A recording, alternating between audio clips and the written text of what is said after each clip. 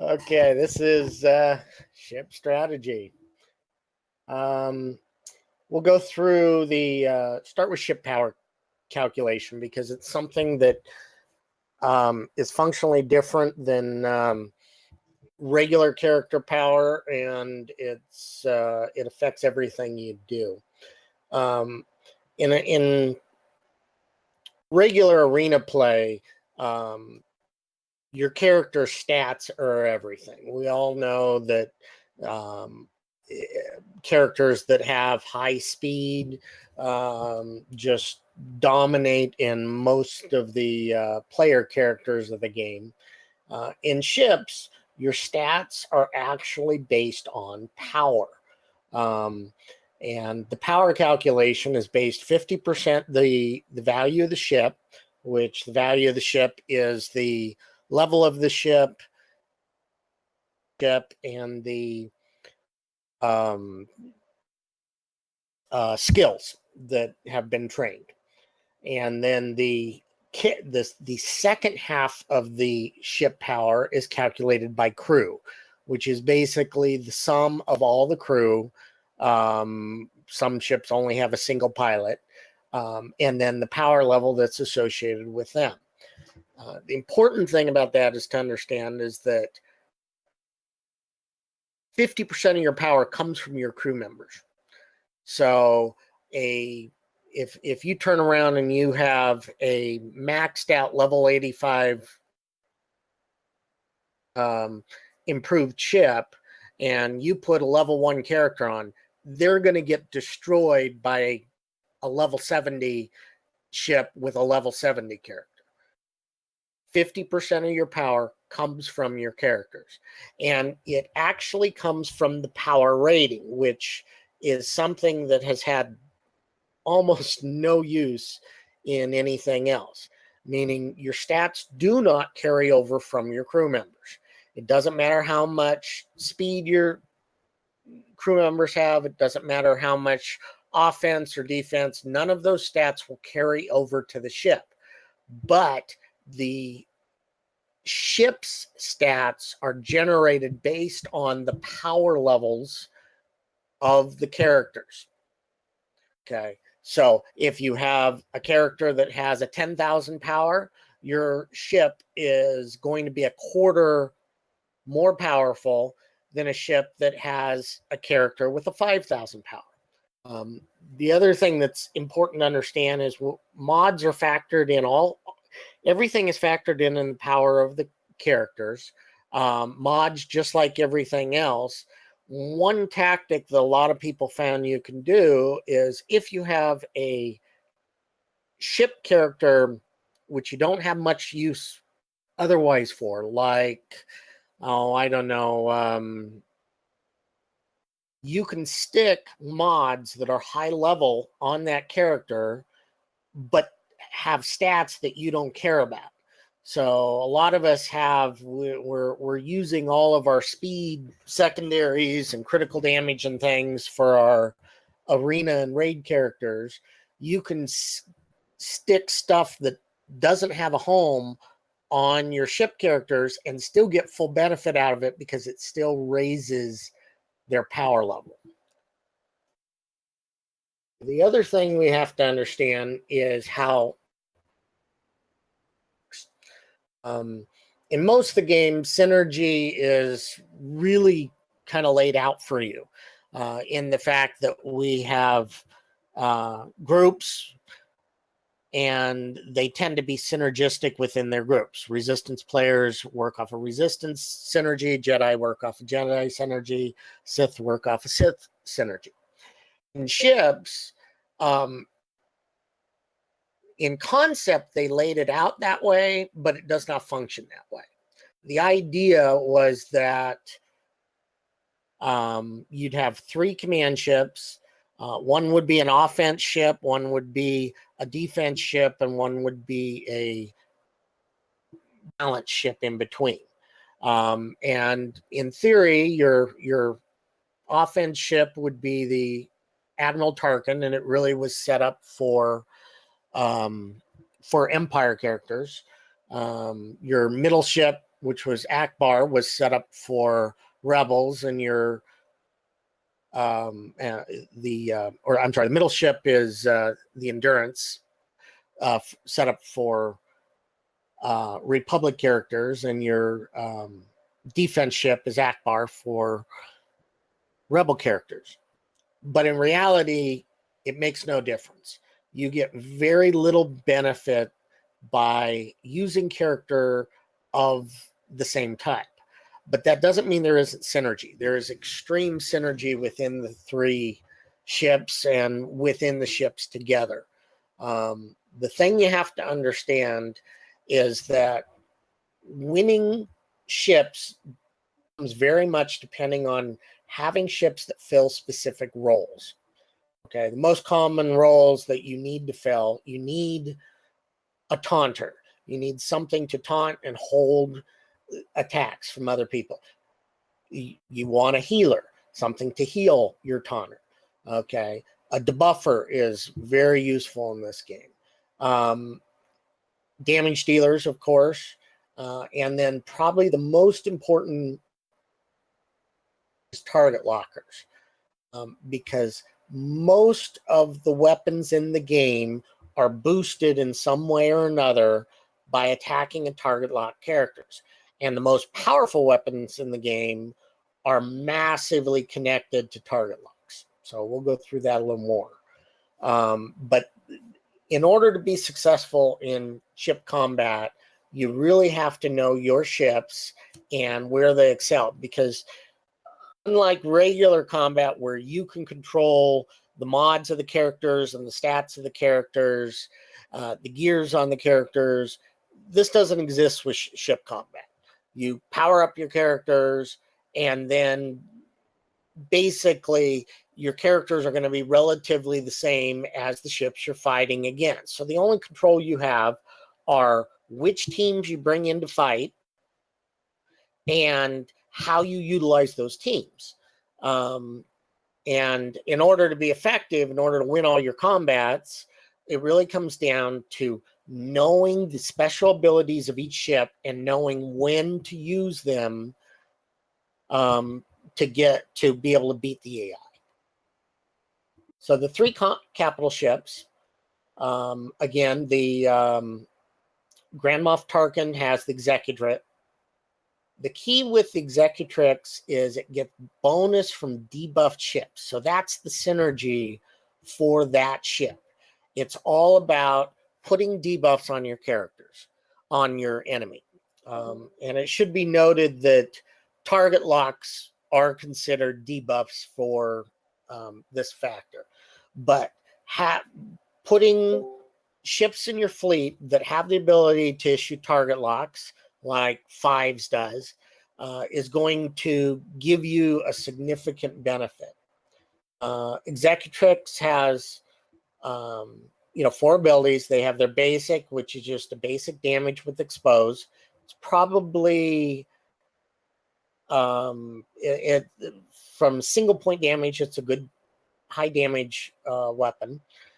The AoE that they have is the heavy ion cannon, which does 35% more damage against debuffed enemies. So again, you're getting that synergy by having debuffs on everybody you hit.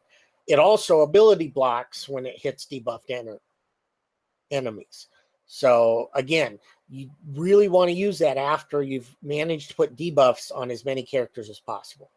The buff that it has available to it is basically a turn meter offense potency boost. It's useful, but not.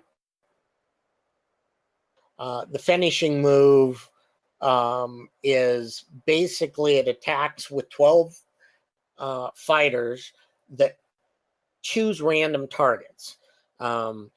If you're attacking a group of 5 ships, it's just going to whittle down a little bit of everything. But if you only have 1 or 2 ships available, very often that ultimate can completely destroy the rest of the fleet. So it's a good finishing move. When you come to your defense ship, which is Home 1, which is commanded by Admiral Akbar, the synergy of that ship is all based on out-of-turn bonuses.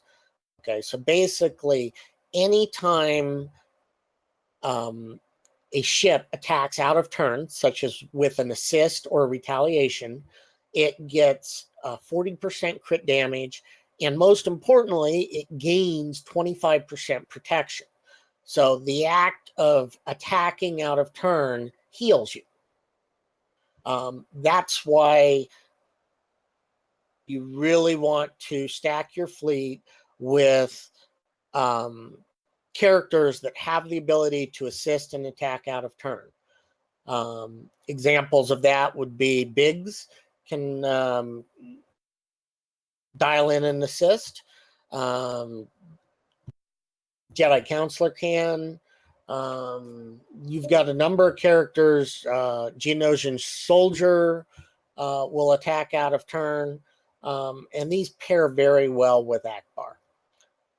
Akbar, again, just like the other one, he's got the his basic is probably the best basic there is, because his basic, the Mon Calamari cannons, not just does it attack with a basic, but it also calls an assist. And generally speaking, your ships do more damage than your capital ship in single attacks. So calling an assist can do a lot of damage. AoE is the most powerful AoE of all three. Basically, it's an area effect. It doesn't matter what the target locks are, it hits all enemies. But the main benefit it does is if you have up to 2 buffed allies, it'll call those allies as up to 2 as an assist. So not just do you get to hit everybody as an AoE, you then get to call 2 additional attacks against the main target. That's a huge DPS and the ability to take out everybody, and it's not dependent on target locks, which most of the other weapons are. So knowing, but again, in order to use that, you do not want to use that weapon unless you have at least 2 buffed enemies, because otherwise you're wasting it. The heal is basically a 35% heal along with a 35% protection. Plus, it cleanses the character of all debuffs. Very powerful. It's also about the only way you're going to heal a ship in this game. Most of the heals are protection based. In order to actually heal damaged health, you really need Akbar's heal. And then the ultimate is by far the most powerful ultimate in the game. It's called Master Plan. And basically what it does is it gives every ship 100% turn meter after it executes its turn. And it resets all of their cooldowns. This results in each ship basically getting 2 attacks in a row, but by resetting your cooldowns, you get to use your best weapons. In fact, some ships that have very powerful long cooldown weapons, like Boba Fett, you can use those weapons, then get your cooldown and immediately get to attack a second time with the same weapon. So Akbar has a great advantage there. The third capital ship is Mace Windu, which is the Endurance. In concept, it's supposed to be, it gives bonuses to Republic ships, but those bonuses really being hugely valuable. What is the key for the Mace Windu ship is target locks. If you want to win your attacks, you want ships that are synergistic with laying down target locks. The reason for that is because of the Endurance's AoE. The Endurance, fortune favors the bold. It's a very powerful AoE, but it hits all target locked enemies. There's a buff called Valor to all of your characters.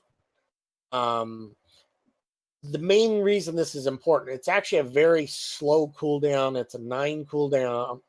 But the benefit of it is once you put Valor on your ships, Valor reduces the cooldown of all cooldowns for 1 for each Valored ship. So if you have 5 ships and all ships have Valor, you're reducing your cooldowns by 5 each round, which allows you to use that AoE virtually every other round.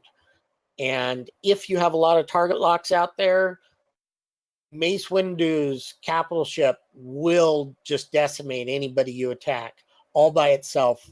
All you have to do is stay alive. So those are your 3. His the other 2 advantages with Mace.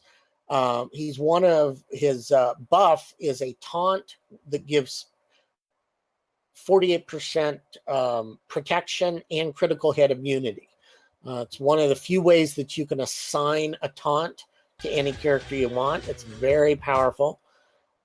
The ultimate is called Convergence, and basically what it is it's a damage immunity with an offense up. So it makes your ship invincible for 1 turn.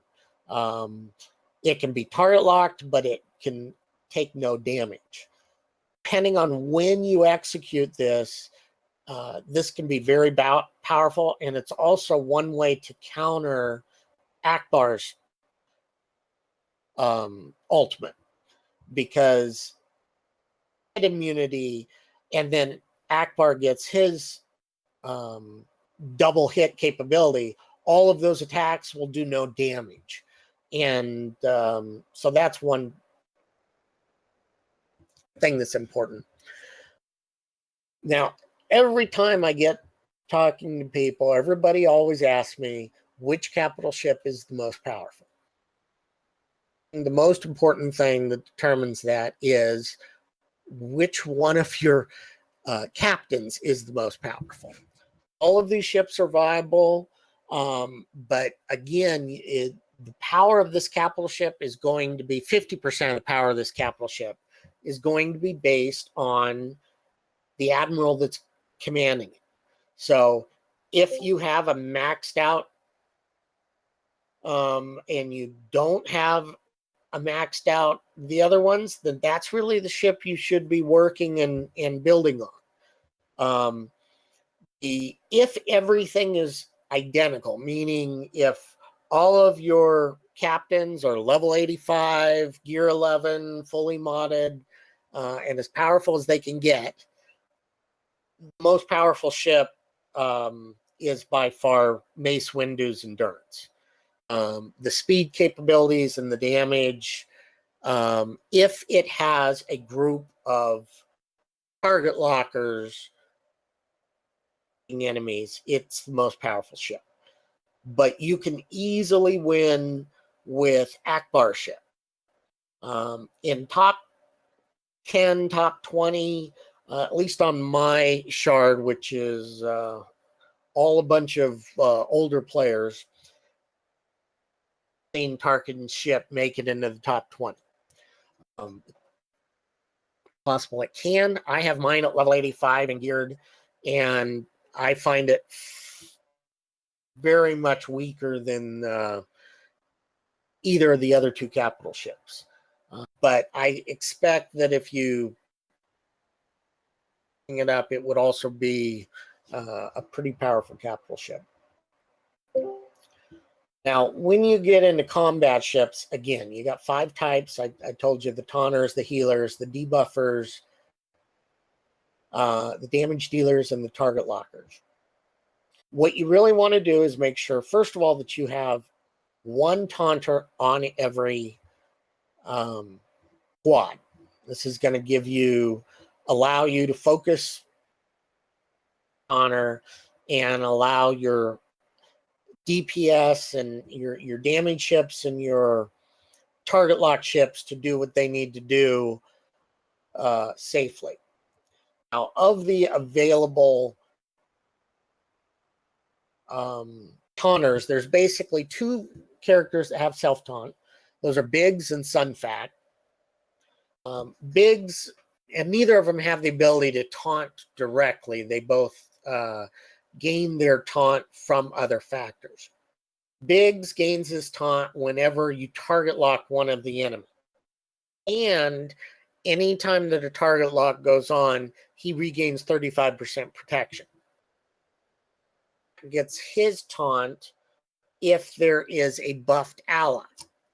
Now, the difference between that is Sunfact, because he's checking his taunt every other turn, you get into this effect where he taunts one turn and then he doesn't taunt one turn. Then he taunts one turn and then he doesn't taunt.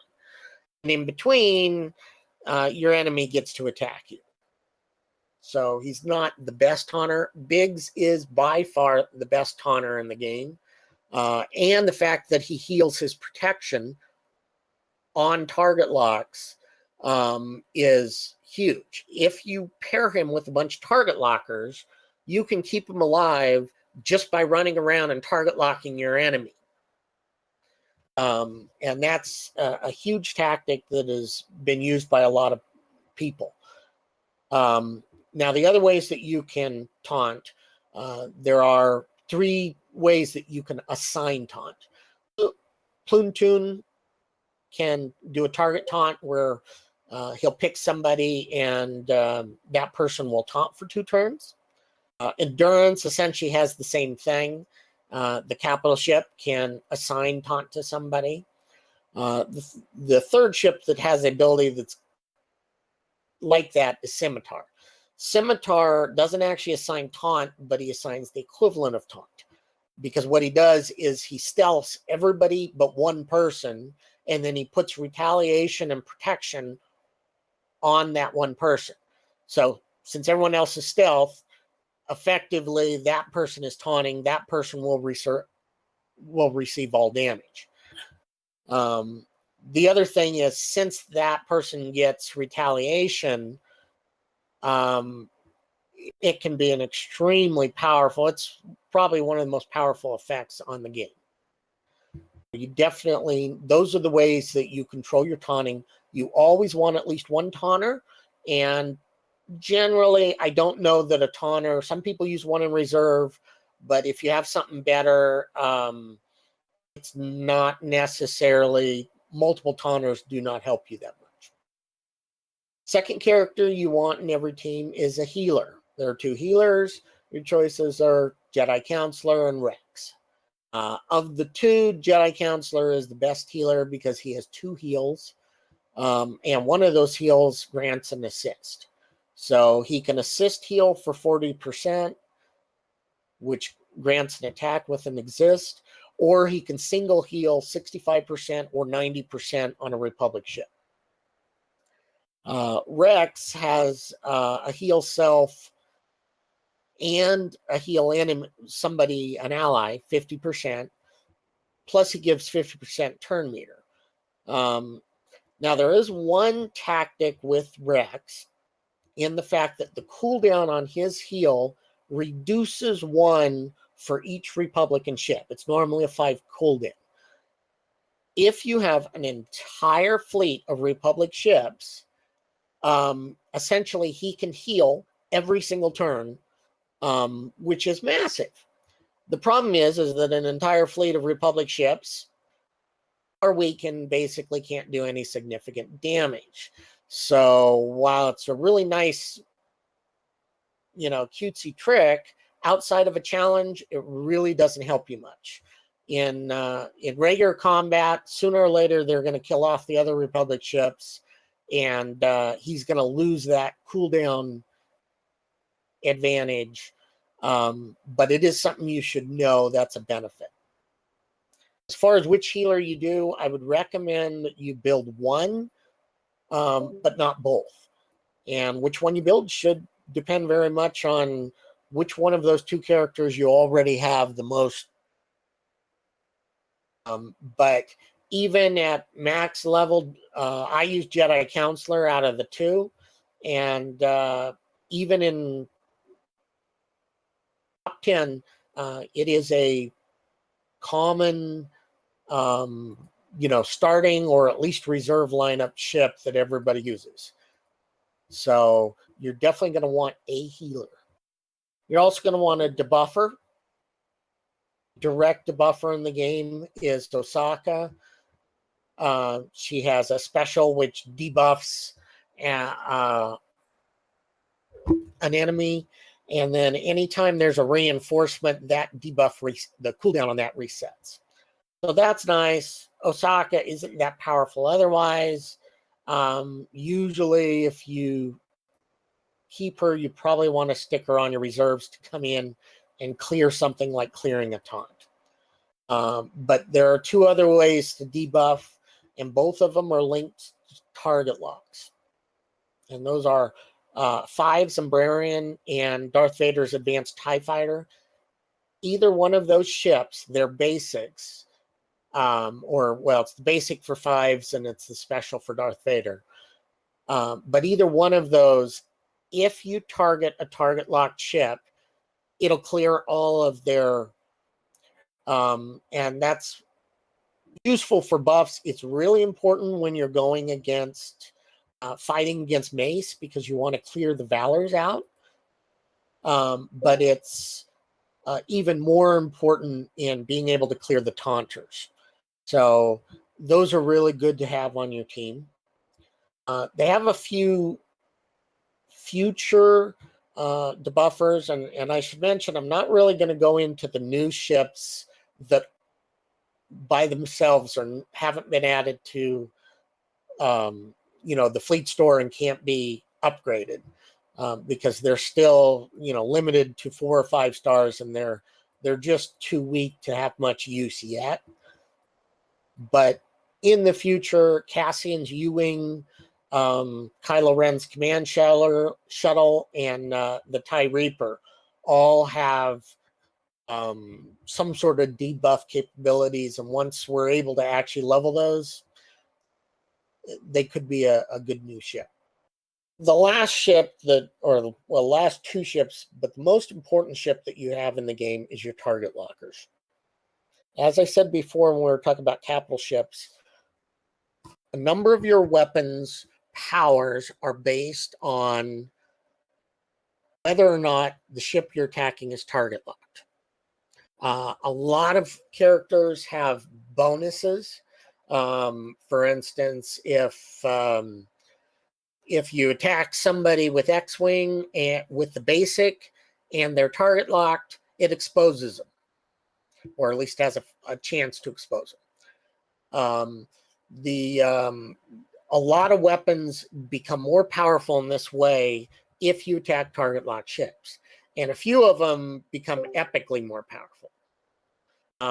So applying target locks is the most sure way of winning a battle. So the ships that can apply target locks are probably the most important ships in the fleet. In that line, the most powerful ship in the game is Darth Vader's Advanced TIE Fighter. Advanced TIE Fighter has 3 powers, and they're all extremely powerful. The first one is that their basic has an irresistible target lock. So anybody you attack, regardless of whether you hit them or not, they will target lock. It's the only character that can do that, and since target locks are real important, that weapon is extremely powerful. The second, the special they have gives you turn meter, and it clears any debuffs on a target locked enemy. So that, again, debuffing is a great power, and all you got to do is have a pre-target locked enemy to do that, and it gives you turn meter, and so that's useful. But the single most powerful thing about Darth Vader is all target locks will infinitely refresh. Whenever they would normally expire in 2 turns, they will just reset. So if you get target locks on all 5 characters, as long as you can keep Vader alive, those target locks will stay until those characters are dead. And again, since target locks boost your damage dramatically, having Darth Vader in your fleet is very powerful. As far as other ships do target locks, TIE Fighter has a 70% chance of target locks. TIE Fighter is also a little special in the fact that it's the only ship that doesn't have protection, but it has ridiculous evasion. On your side, it has about a 40% evasion. Against the enemy, there's been arguments, but it looks like the AI is probably closer to about 68%. So 2 out of 3 hits will not hit a TIE Fighter. It actually makes a very good tank. One of the tactics people use, especially with Scimitar, is to use the special on TIE Fighter and essentially turn him into a taunting tank, because he will evade most attacks, he'll retaliate, and then has a very high probability of target locking each person who attacks him. And generally speaking, he'll survive quite well just off his own evasion. So TIE Fighter is very powerful. First Order TIE Fighter has a 55% chance of target lock on basic, but that chance is actually higher because he has a chance to hit up to 2 times. So essentially each hit has a chance of target locking. Boba Fett, the Slave 1, also has a 55% chance of target lock on basic, but Boba can 3 times with his basic. So each one of those attacks could potentially issue a target lock. X-Wing has a high chance of target lock and expose. Umbrarian 5's ship has his special has an unresistible target lock, which is extremely useful. It's also really good in timing other tactics. For instance, if you're running bigs, 5's works very well with bigs because 5's will send out, guarantee you a target lock, and that target lock will cause bigs to guarantee the taunt. So essentially having those two together gives you a control to get your taunt active right away early in combat. Biggs also has a basic target lock. It's a low chance, but he will basically target lock if he criticals. Scimitar has a really powerful ability. If Scimitar is alive and in your lineup, any reinforcement will come in automatically target locked. So if you have a combination of, let's say, Vader and Scimitar in the same team, it's epically powerful because Vader will target lock everything, Scimitar will target everything new, and no target locks will ever expire. The combination of that, you can easily get 5 target locks on everybody and just slowly kill them at your leisure. And even when they reinforce, those target locks will already be up. Also, if Scimitar's in your fleet and an enemy reinforces, and you also have Biggs, it will also heal Biggs because that new target lock will give Biggs, again, a heal on his protection. The final category of ships is your damage dealers. And, trying to create damage is very important. The most powerful damage dealers are target lock based. And specifically, per shot, those are 5's and Boba Fett. 5's special will hit the target you attack plus any target locked enemies. So if you have 3 people target locked and you attack a 4th that isn't, you will hit 4 ships. If you have everybody target locked, you'll hit everybody. But the other thing is the attack does 20% more damage for each target lock. So if you have 5 target locks, you will hit with 200% damage. and it is a devastatingly high damage attack to begin with. Boba doesn't get a boost per damage, but like Fives, he will hit his target plus every target that has a target lock.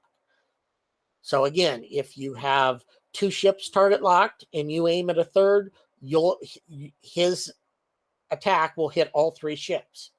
If you have 5 ships target locked, any attack will hit all ships. Very powerful from a total attack standpoint. One of the most powerful attacks. As far as single attacks, meaning attacking a single target, Poe Dameron probably has the most damage. He also, his basic will inflict daze on a target lock. But his special, one of the main advantages of his special is if the enemy's protection has worn out, his special automatically crits, and this automatically does a huge amount of damage. As far as a single attack, he's probably the most powerful attack there is. X-Wing has some great damage effects. And same thing with Geonosian Soldier.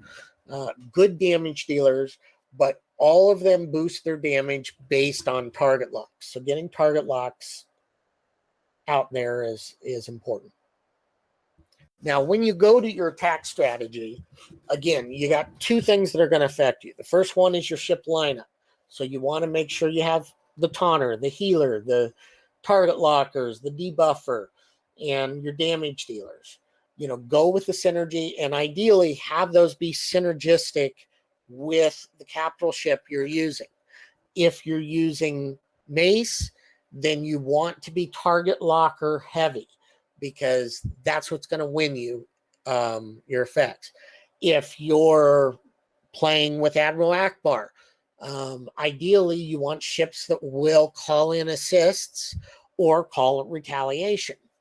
But when you go to attack, the taunt healer relationship is very important.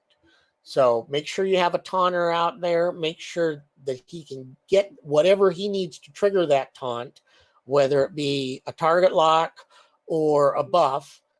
Make sure that happens and that you have a ship that can do those functions. And then get your heals on him, keep him alive. If you're using Biggs, Biggs will heal himself just by spreading target locks. But again, since he's going to be funneling all damage, you may need to have a healer in there also to keep him alive in combination. Target lockers, you're going to need on every, and you're going to need in your reserve. Damage dealers, and then understand your ship's ultimates, because a lot of the ship's ultimate weapons or the command ships have specific weapons that will win the game for you. And those, obviously, when you're talking about Mace, it's his AoE, which is target lock dependent. If you're talking about Akbar, his ultimate that gives the dual attacks is just devastating. If you have a reasonably good set of ships that you can trigger that on, you can wipe out Adam, 2 or 3 ships easily in one round. The last thing I want to talk about is everybody always asks what are the best ships.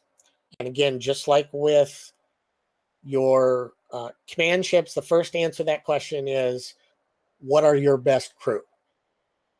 High-level crew members to gear those ships are the critical component. But then the 3 most powerful ships, the first is really Darth Vader's advanced TIE fighter, for all the reasons I talked about. The second most powerful ship is Maul's Scimitar. Scimitar has just a huge amount of benefits and is really useful. Boba Fett ship is also definitely one of the top ships.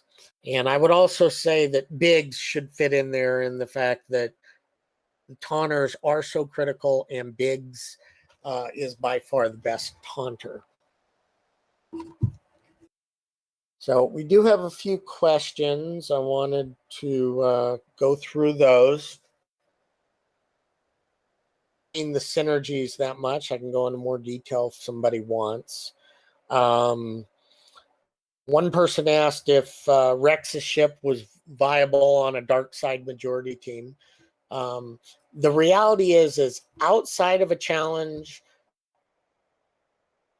labels like dark side and light side and Republic and Sith and those really have no validity. Within the challenges, a lot of times they limit you to light or dark side ships or ships of a certain star rating. But when it comes to arena battles, it really doesn't make any difference. Rex is one of the two healers, and he's a good healer, so he's viable. I would definitely try to have either Rex or for endgame, but I wouldn't recommend building both of them because having two healers really doesn't help you that much. Let's see. Got a question. If I'm level 76 with 4 dark side ships ready, but TIE Fighter is at 28 out of 80, should I skip him for the GMT challenge or stick with it? To me, your TIE Fighter just levels so slowly. If you're only 28 out of 80, by the time you should be able to get one of your other team members powered up enough to beat that challenge, and having that challenge beat is going to allow you to get the resources you need to build your fleet even further. So I would definitely not wait. Which one you go through should be dependent on which crew member you have.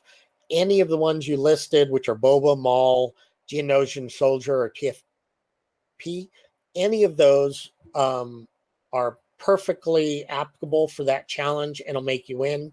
I would just work on whichever one is the most powerful, and you can get up to the 5-star level the fastest. One other thing I should throw in with that, there are a couple ships. There really are 3 ships that are powerful enough to function very well at a 5-star rating. Most of the ships, you really need to build them to a 6 or a 7-star to get the strength out of them. But 3 ships do function very well when they're unlocked. Those ships are Darth Vader. Right out the gate, the moment you unlock him, you should put him in your main lineup. Darth Maul actually functions. The Scimitar functions very well, even at low. He's very squishy, but as long as he stays alive long enough to use his special and stealth everybody, you get the value out of him. The third one is probably Fives. Fives is an extremely tanky ship, and he kind of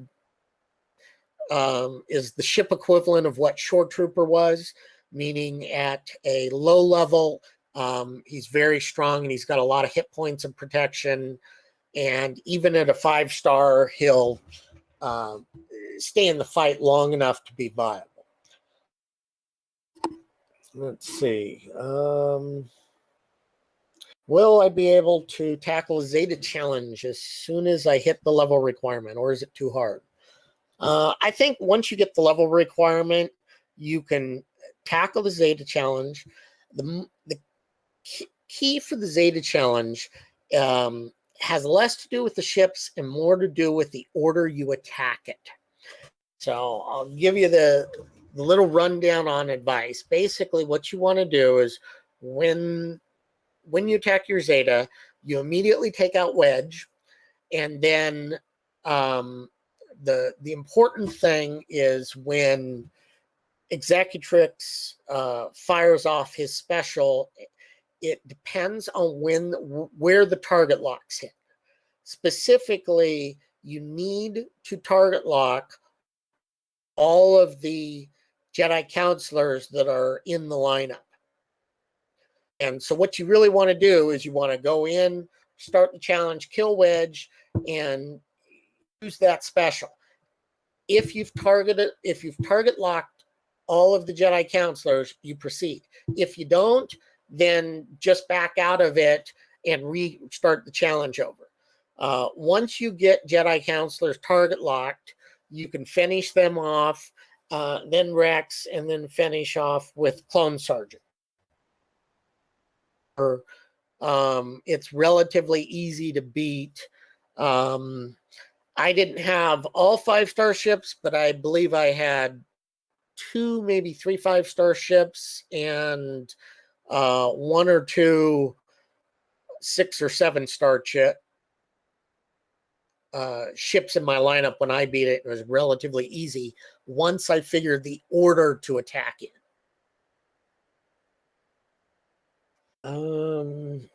SWGOHGG doesn't track ships. Is there any other tool that does? I have not seen another tool that does. I've been looking for one. Maybe there is one. If anyone knows, I'd certainly bring it to the attention of everyone. Right now, every time I need to look at the ships, I have to jump in and look at it from. So I don't know of any tool that tracks ships outside of the game. Another question we have is, how do you make Biggs invincible? And can he still be invincible at level 85 with a G11 tune? Biggs was never invincible, but for a while he was bugged, and he would regenerate protection much more rapidly than he was supposed to. And effectively, he became invincible in the fact that if you had him along with Scimitar and a capital ship of Akbar, the combination of those 3, basically Biggs was becoming darn near invincible, of just constantly regenerating all of his protection every round, and even in between rounds when the enemy was fighting. Now they patched that, so it doesn't quite work that way, but he still is very powerful. And his ability to regenerate is huge. The key, though, is knowing how to trigger that protection. And the key is target locking multiple enemies. A lot of times when you're attacking in a normal fleet, you might turn around and focus on one character and try and attack him till he's dead. But if you have Biggs up and you have Biggs taunting and you have target lockers, you're better to just try and hit each character once and apply target locks, because every time you target lock somebody, Biggs is going to heal his protection. And then you're going to have that target lock out there for doing more damage later on. So the key to keeping Biggs alive is getting target locks and also getting assists. Anytime Biggs assists, he regens 35% of his protection on his own. And Akbar's special causes a regen on assist. So you can get, it's relatively easy to constantly replenish all of his protection every round if you time things right. Okay. What is the best place for Maul's ship? Reinforcement or main lineup? You can use them in either. I found in you're fighting a lot of 5-star ships and 6-star ships, I would probably put him in the front lineup. Later, when you get near endgame and everybody you're fighting are maxed out 85s, he's just too soft. Everybody will target him as fast as they can, and sometimes kill him before he gets his special. And the whole point is to be out there long enough to trigger the special. So if it's early, you can put him in your front lineup. Otherwise, put him in reinforcements. I actually use him almost exclusively to reinforce bigs. Because I start with bigs out in my lineup. I try and keep them alive as long as possible, taunting. And then when they finally do kill him, I bring in Maul, who immediately then gets to assign another taunter with his special. And then I would usually either pick TIE Fighter or Fives. TIE Fighter has huge evasion, and he tanks really well, and he's got a target lock on retaliation. Fives is very tanky. He can take a lot of damage. The other thing is his basic is a debuff on target locked enemies.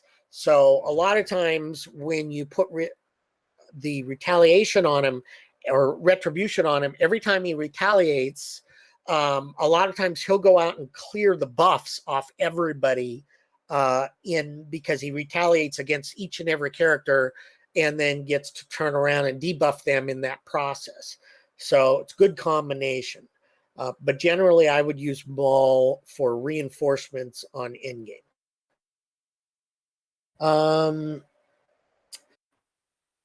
Let's see. Is it worth devoting resources to a terrible character like Jedi Counselor or Plo Koon to make their ships more powerful?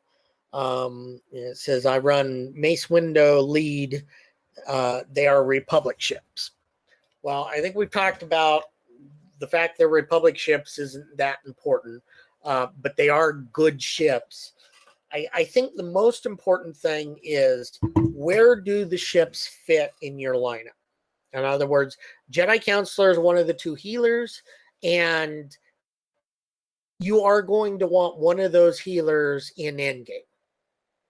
Which one you choose, whether you choose Jedi Counselor or Rex to build, that's up to you, and it's probably based on what you have already. But if you don't have a healer, would I put it in? Yeah, I did that. I took Jedi Counselor. I had him at like gear 9, just kind of sitting there doing nothing, and I ended up gearing him all the way up to gear 11 specifically for the ship function. Now, is key to your lineup. I probably would not do that on Plo Koon. As far as all the other stuff, would not gear a character unless he was one of those critical characters for a critical function.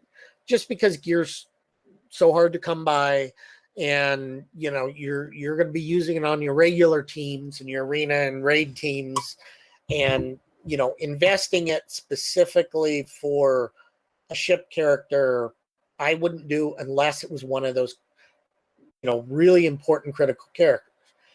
Now, if it was somebody like Darth Vader or Darth Maul, or Boba Fett, characters that are really powerful ships and good base characters run, then yeah, I'd gear those. Got a couple more questions. Give me a second.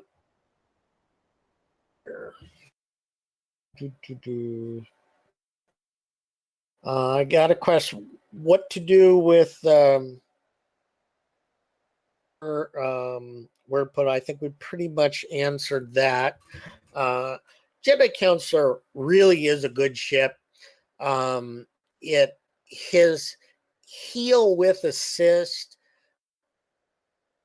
pairs with bigs very well because it's a heal over time, so it's going to heal for 2 rounds, and it's assist, so it does damage. So when he comes up, even if he's not damaged, I would normally use that heal target bigs. That's going to heal him this round, and then it's going to heal him again next round automatically. and he gets to attack. And when he attacks, Biggs has a chance of assigning a target lock too. So it's really a good pair. I do like Jedi Counselor for end game. Would I rush him up on gear? Gear him to gear 10, definitely. Would I spend the rest to, or gear 9, gear 10, gear 11? If you have the gear available, yeah, I did, but I don't know that it made a huge difference. But definitely use them, and definitely put all those high level mods that you don't have use for anywhere else on him. Because you want to squeeze every bit of power out of him, and it doesn't matter what the stats are on the mods. Okay, I think that's it for the written questions. Do we have any other questions? Do know I'm always around, and I'm always helpful to, or willing to answer questions. Understand that with ships, you could dominate on ships out the skill of the player and less about the gearing of the ships, because we don't have all this gear and all these mods and all these things to spend money on. So if ships are on comparable levels, you should be able to beat 4 out of 5 attacks. But it's all about knowing your ships, knowing which attacks to use and where to use, and understanding ship orders and ship timings. And in that, it's a little different than the regular game. It's, you get a lot of value there. And even if you don't like ships, I know there are a lot of people who aren't in love with ships, and that's fine. You know what's really makes ships happy for me is every time I go in there in the fleet and buy another Zeta. So even if you don't like ships, it's extremely useful tool for gearing your regular characters, and it's definitely worth taking the time and effort to handle them. Well, I guess that's it. I don't see any other additional questions. So we'll run it from there. If anybody has any more questions later on, feel free to message.